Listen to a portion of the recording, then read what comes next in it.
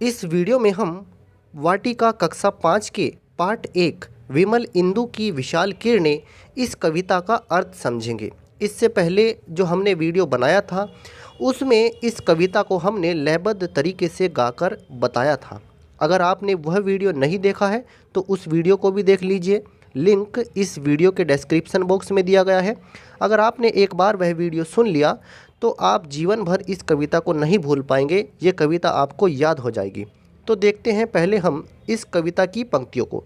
आप एक चीज़ और जान लीजिए, ये जो कविता है इसको जयशंकर प्रसाद जी के द्वारा लिखा गया है। उन्होंने इस कविता में ईश्वर की महिमा का वर्णन किया है, ईश्वर के गुणों की तुलना की है। अब देखते हैं क्या कहा है उन्होंने। विमल इंदु की विशाल किरणें प्रकाश तेरा बता रही हैं, अनादि तेरी अनंत माया जगत को लीला दिखा रही हैं। इन पंक्तियों का मतलब क्या है? जयशंकर प्रसाद जी क्या कहना चाह रहे हैं ईश्वर की महिमा में? तो वो कहते हैं, भावार्थ देखिए इसका, मतलब अर्थ देखिए इसका। कवि प्रसाद जी ईश्वर की महिमा का बखान करते हुए कहते हैं कि स्वच्छ चंद्रमा की उन्नत किरणें अर्थात चांदनी, स्वच्छ चंद्रमा की उन्नत किरणें अर्थात चांदनी। विमल लिखा है ना, विमल, विमल का मतलब होता है स्वच्छ, जिसमें कोई दाग ना हो। विमल इंदु, इंदु मतलब चंद्रमा। विमल इंदु की विशाल किरणें, उसकी जो उन्नत किरणें हैं तो वो क्या कर रही हैं? वो ईश्वर के प्रकाश को बता रही हैं, ईश्वर के प्रकाश को बता रही हैं। कवि जयशंकर प्रसाद जी क्या कहते हैं कि हे ईश्वर, ये जो स्वच्छ चंद्रमा है इसकी उन्नत किरणें यानी चांदनी ईश्वर के प्रकाश को बता रही हैं। ईश्वर की माया अनादि और अनंत है। अनादि मतलब जिसका कोई आरंभ न हो, जो शुरू न हुआ हो, और अनंत मतलब जिसका कोई अंत न हो, जो कभी ख़त्म न हो। ईश्वर की जो माया है वो अनादि है, ना तो वो कहीं से शुरू हुई थी और ना ही उसका कहीं पर अंत होगा। तो ईश्वर की जो माया है वो अनादि और अनंत है, यह हमेशा रहने वाली है। ईश्वर की जो माया है ये हमेशा रहने वाली है और सारे संसार को ईश्वर का चमत्कार दिखा रही है। लिखा है लास्ट की लाइन में, जगत को लीला दिखा रही है, मतलब इस पूरे विश्व को, इस पूरे संसार को अपना चमत्कार दिखा रही है। आगे देखते हैं हम, आगे की पंक्तियों में क्या लिखा है।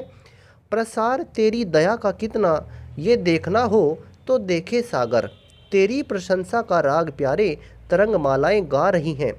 प्रसार तेरी दया का कितना। आगे जयशंकर प्रसाद जी कहते हैं कि हे ईश्वर, आपकी दया का प्रसार कितना है, कितना विशाल है, कितना विस्तृत है। अगर कोई व्यक्ति यह देखना चाहे कि आपकी दया का विस्तार कितना है तो वो सागर को देखे, वो समुद्र को देखे, क्योंकि समुद्र जिस तरह से बहुत विस्तृत भूभाग पर फैले रहते हैं। तो प्रसाद जी कहते हैं कि अगर कोई व्यक्ति आपकी दया का प्रसार देखना चाहता है तो वो सागर को देखे, समुद्र को देखे। तेरी प्रशंसा का राग प्यारे, हे ईश्वर, आपकी प्रशंसा का जो राग है, जो गीत है, वो तरंग मालाएं गा रही हैं, वो समुद्रों की जो लहरें हैं वो गा रही हैं। आपकी प्रशंसा के गीत कौन गा रही हैं? समुद्रों की लहरें गा रही हैं। भावार्थ में आप क्या बताएंगे? ईश्वर की दया का फैलाव या विस्तार कितना अधिक है, यह अधिक फैले हुए समुद्र को देखने से पता लगता है। आप समुद्र को देखिए, वो कितना फैला हुआ है, उसको देखेंगे तो आपको समझ आएगा कि ईश्वर की दया का विस्तार कितना है।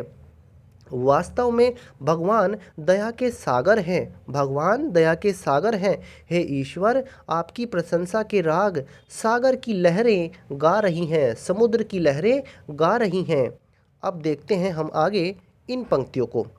तुम्हारा स्मित हो जिसे निरखना, तुम्हारा स्मित हो जिसे निरखना, वो देख सकता है चंद्रिका को, तुम्हारे हंसने की धुन में नदियाँ निनाद करती ही जा रही हैं। तुम्हारा स्मित, स्मित मतलब मुस्कान। अगर अगर कोई व्यक्ति, हे ईश्वर, अगर कोई व्यक्ति आपकी मुस्कान को देखना चाहता हो, आपकी हंसी को देखना चाहता हो, तो वो देख सकता है चंद्रिका को, वो चांदनी को देख सकता है।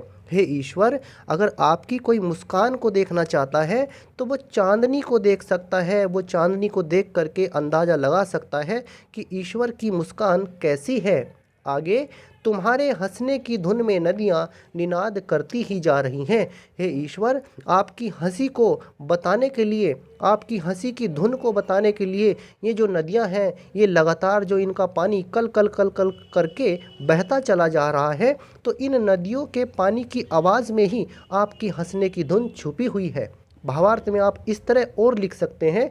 कवि कहता है कि जिसे ईश्वर की मुस्कान निहारना हो, मतलब जिसे ईश्वर की हंसी देखनी हो, वह चंद्रमा की चांदनी देखे, वो चंद्रमा की चांदनी देखे।